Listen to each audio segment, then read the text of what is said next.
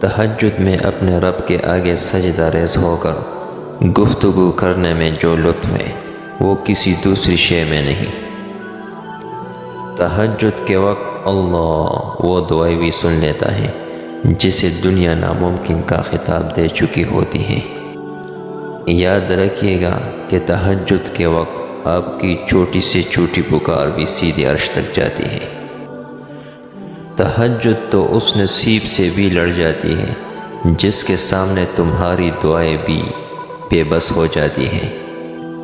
تہجد کے لیے تم خود نہیں جایا کرتے بلکہ تمہیں چن لیا جاتا ہے، اور جس کو اللہ چن لیتا ہے وہ اللہ کا بہت لاڈلا بندہ ہوتا ہے۔ تہجد کی نماز نصیب والوں کو نصیب ہوتی ہے اور نصیب کو چار چاند لگانے کی طاقت رکھتی ہے۔ جب اللہ تمہاری کہانی بدلنا چاہتا ہے تب وہ تمہیں تہجد سے نوازتا ہے۔ یقین جانیے کہ جو دکھ چین نہیں لینے دے رہے، تہجد کی نماز ان دکھوں کو جڑ سے مٹانے کی طاقت رکھتی ہے۔ تہجد کی سب سے بڑی طاقت یہ ہے کہ تہجد تمہارے دل کو اللہ کی طرف موڑ دیتی ہے۔